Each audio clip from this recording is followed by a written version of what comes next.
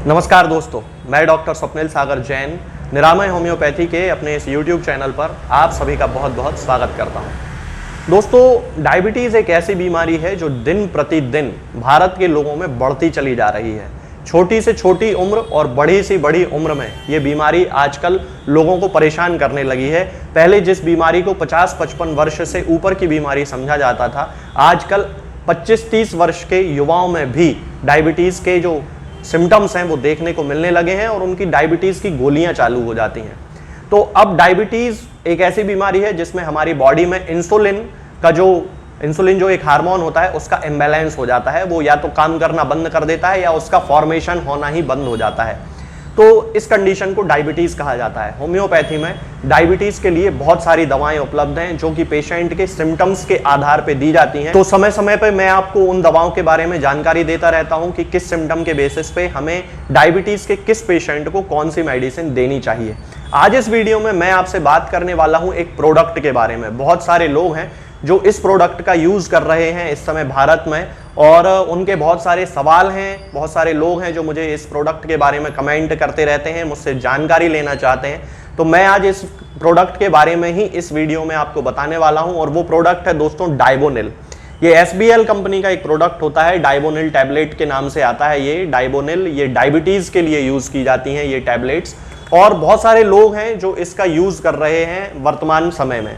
तो बहुत सारे लोग ये जानना चाहते हैं कि ये कैसी टैबलेट है, इसका क्या उपयोग है, इसके कितने रिजल्ट हैं। तो वो सारे लोग इस बारे में जानकारी लेना चाहते हैं। तो आज इस वीडियो में मैं आपको इसके बारे में पूरी जानकारी देने वाला हूँ। चलिए दोस्तों शुरू करते हैं। सबसे पहले मैं आपको बता देता हूँ कि ये डाइबोनिल है, टैबलेट के फॉर्म में आता है। इस तरह की ये टैबलेट्स रहती हैं। मैं आपको बता देता हूँ, ये टैबलेट्स हैं।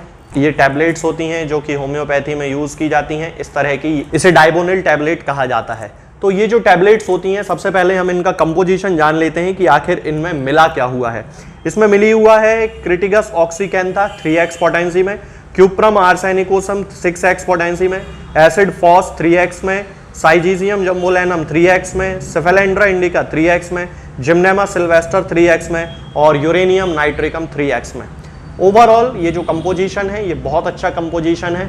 होम्योपैथी की लगभग सारी दवाएं जो कि डायबिटीज़ के पेशेंट में जनरली यूज़ की जाती हैं वो सारी दवाएं इसमें मिली हुई हैं। इसके अलावा और भी बहुत सारी दवाएं होती हैं, और ख़ास तौर से वो दवाएं होती हैं जो कि पेशेंट की कॉन्स्टिट्यूशन के बेसिस पे दी जाती हैं। लेकिन इसमें जो कॉम्बिनेशन है वो जनरल मेडिसिन जितनी भी हैं, चाहे यूरेनियम नाइट्रिकम हो, चाहे एसिड फॉस हो, चाहे जिम्नेमा सिल्वेस्टर हो, चाहे सेफेलेंड्रा इंडिका हो, ये सारी दवाएँ इस प्रोडक्ट में 3x और 6x पोटेंसी में यूज़ की गई हैं। यदि हम इसके इंडिकेशंस की बात करते हैं तो इसमें इंडिकेशंस में लिखा हुआ है कि इंक्रीज्ड फ्रीक्वेंसी ऑफ यूरिन, यानी कि वो लोग जिनको डायबिटीज़ के कारण बार बार पेशाब जाने की ज़रूरत पड़ती है।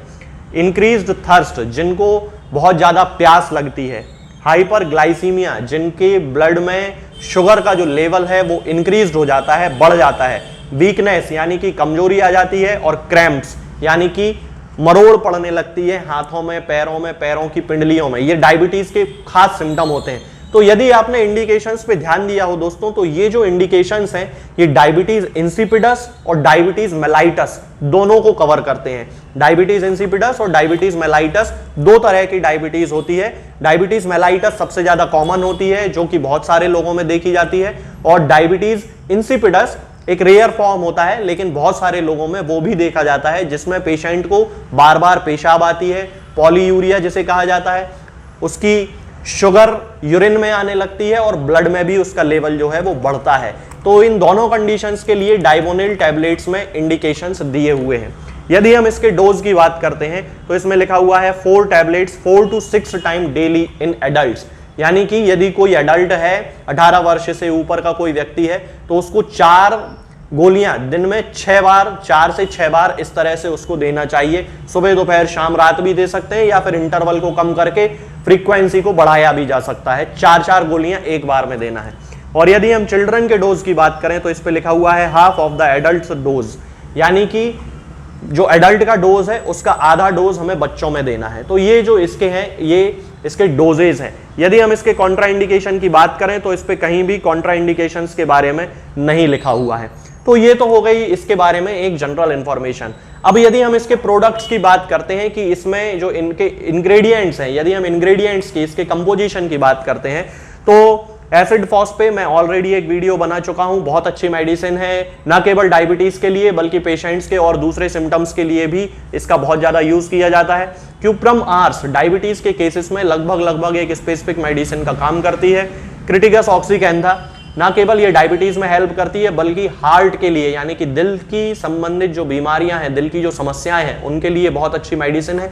एक हार्ट के टॉनिक के रूप में ये काम करती है। इसके अलावा साइजीजियम जम्बोलेनम, मैं इस पे वीडियो बना चुका हूं। जामुन की गुठली से बनने वाली ये दवा होती है साइजीजियम जम्बोलेनम, मैंने इस पे ऑलरेडी एक वीडियो बनाया है। बहुत अच्छी मेडिसिन है होम्योपैथी में डायबिटीज को कंट्रोल करने के लिए। सेफेलेंड्रा इंडिका ये भी एक बहुत अच्छी मेडिसिन है, और जिम्नेमा सिल्वेस्टर ये भी एक बहुत अच्छी मेडिसिन है। तो सेफेलेंड्रा और जिम्नेमा सिल्वेस्टर, इनका कॉम्बिनेशन मैंने अपने एक वीडियो में बताया है डायबिटीज को कंट्रोल करने के लिए। तो यदि पर्टिकुलर हम इन मेडिसिन की बात करते हैं दोस्तों, तो ये दवाएं बहुत अच्छी हैं, अपने आप में बहुत अच्छे रिजल्ट देती हैं, ना केवल एक कंपोजिशन के रूप में बल्कि सिंगल मेडिसिन के रूप में भी यदि देखें तो इन मेडिसिन के बहुत अच्छे रिजल्ट देखने को मिलते हैं। अब यदि दोस्तों हम बात करते हैं कि क्या डायबोनिल टैबलेट वास्तव में काम करती है, तो इसके बारे में जो राय है, जो ओपिनियन है लोगों की, वो 50-50% है। 50% लोगों में, ये मेरा भी क्लिनिकल एक्सपीरियंस है कि 50% लोगों में डायबोनिल टैबलेट बेशक बहुत अच्छा काम करती है, शुगर के लेवल को लो करने में उनकी हेल्प तो करती है, लेकिन वो उस कंडीशन में जबकि इसे एक जनरल मेडिसिन के रूप में यूज किया जाता है और उसके साथ उसकी कोई पेशेंट की कॉन्स्टिट्यूशनल मेडिसिन चल रही होती है। कॉन्स्टिट्यूशनल मेडिसिन का मतलब है कि वो मेडिसिन जो पेशेंट के सिम्टम्स से मैच करके एक होम्योपैथिक फिजिशियन अपने पेशेंट को देता है, तब उन दोनों के साथ में उपयोग से, यानी कि कॉन्स्टिट्यूशनल मेडिसिन भी और डायबोनिल भी, तो पेशेंट को एक जनरल मेडिसिन के रूप में डायबोनिल टैबलेट बहुत ज्यादा हेल्प करती है।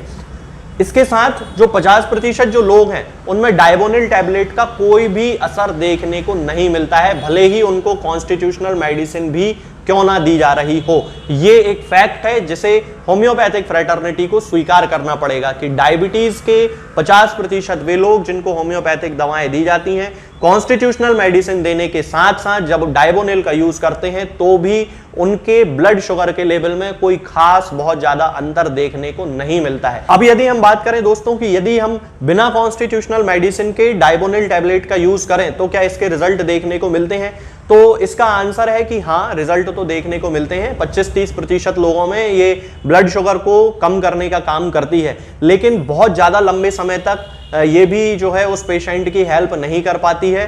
और एकदम से यदि हम ये चाहें कि वो पेशेंट केवल डायबोनिल टैबलेट का यूज करके ठीक हो जाए, तो मुझे नहीं लगता कि उसको इसमें बहुत ज़्यादा सफलता मिलने वाली है, क्योंकि जैसा कि मैं प्रोडक्ट्स के बारे में हमेशा कहता हूं कि ये जनरल प्रोडक्ट्स होते हैं, आप इनका यूज़ कर सकते हैं, कोई साइड इफेक्ट नहीं है, बल्कि ये आपको फायदा ही पहुंचाएंगे कुछ हद तक। लेकिन अगर कोई व्यक्ति ये चाहे कि 100 लोग उनको यूज करें तो 100 में से केवल 25-30% लोगों को फायदा देखने को मिलता है, और 70-75 जो प्रतिशत लोग होते हैं उनमें से कोई खास अंतर इस प्रोडक्ट्स के या इन तरह के जो प्रोडक्ट्स आते हैं उनके देखने को नहीं मिलते हैं। तो दोस्तों यही डायबोनिल टैबलेट होती है जिसको बहुत सारे लोग यूज करते हैं, बहुत सारे लोगों को इसके रिजल्ट मिलते हैं और कई लोगों को रिजल्ट नहीं भी मिलते हैं। ये एक जनरल कॉम्बिनेशंस होते हैं जो होम्योपैथिक दवाओं के बनाए जाते हैं, जरूरी नहीं है कि हर पेशेंट पे ही इसका असर देखने को मिले, तो आप एक जनरल मेडिसिन के रूप में इसका यूज कर सकते हैं। डोजेज मैंने आपको बता ही दिए हैं, ये किसी भी होम्योपैथिक मेडिकल स्टोर पे आपको मिल जाएगी, आपके आसपास जहां कहीं भी होम्योपैथिक मेडिकल स्टोर हो, या आप इसे ऑनलाइन भी मंगवा सकते हैं, बहुत सारी ऑनलाइन कंपनियां भी ये ऑर्डर करती हैं, तो आप इसको मंगवा सकते हैं। आज के इस वीडियो में दोस्तों फिलहाल इतना ही। आगे के वीडियोस में हम बात करेंगे कुछ नई बीमारियों के बारे में और उनकी होम्योपैथिक दवाओं के बारे में। तब तक के लिए जय हिंद, जय भारत। दोस्तों, होम्योपैथिक दवाओं को खाने का सबसे अच्छा तरीका होता है कि हम हमेशा खाली पेट इन दवाओं को खाएं। जिन दवाओं को दिन में केवल एक बार खाना है, उन्हें सुबह खाली पेट खा लेना चाहिए, मुंह में अच्छे से कुल्ला करके, गार्गल्स करके मुंह को साफ कर लेना चाहिए, और उसके बाद हमें होम्योपैथिक दवाई खा लेना चाहिए।